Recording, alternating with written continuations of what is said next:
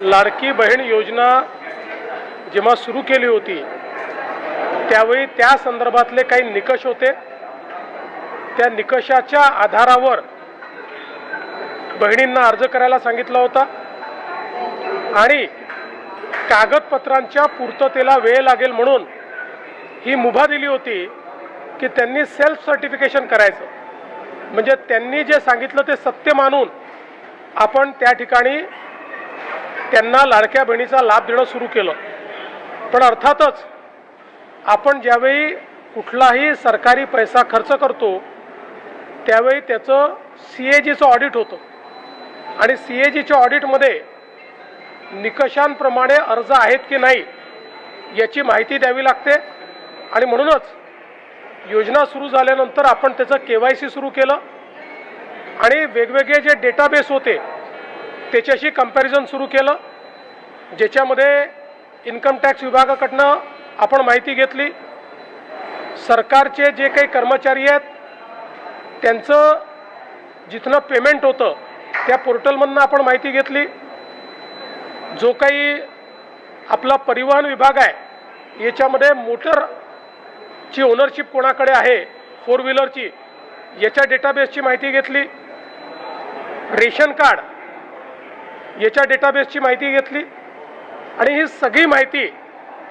आपण ज्यावेळेस कोलेक्ट केली त्यावेळी असं लक्षात आलं की 5 लाख लोक असे आहेत ज्यांच्या घरी सरकारी नोकरी आहे, 14,000 तर पुरुषच निघाले, जवळपास 10 लाख असे निघाले की ज्यांचं उत्पन्न 2.5 लाखापेक्षा जास्तीचं आहे।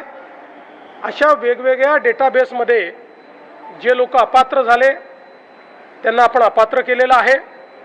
त्यासोबत आपण हे सांगितलं होतं KYC करून घ्या, म्हणजे जे काही माहिती तुम्ही सादर केलेली आहे ती आत्तापर्यंत सत्य मानण्यात आली, आता त्याची कागदपत्र द्या। पण मोठ्या प्रमाणात KYC झाली नाही। आता एक गोष्ट आपण लक्षात घ्या की ज्यांना अर्ज करता येतो, सेल्फ सर्टिफिकेशन करता येतं, त्यांना KYC करता येत नाही असं मानणं काही योग्य नाही। पण जवळपास 9 महिने सातत्याने पाठपुरावा केल्यानंतरही ज्यांनी KYC केली नाही ते अर्थातच कुठला तरी एखादा निकष पार पाडत नाही म्हणून त्यांनी KYC केली नाही। आणि म्हणून हे जे काही आत्ता या ठिकाणी जवळपास जे काही तुम्ही सांगितलं 60 लाख 80 लाख जो काही आकडा तुम्ही दिलेला असेल तर ते लोक या योजनेच्या पात्रतेचे निकष हे पूर्ण करताना दिसत नाही।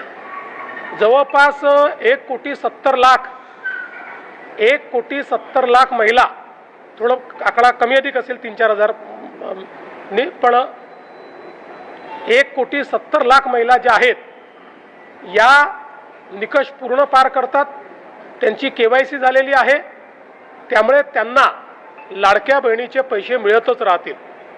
ज्यांनी KYC केली नाही त्यांना आता आम्ही पैसे देणार नाही, पण त्यांनी दिलेले पैसे आम्ही वसुली करणार नाही।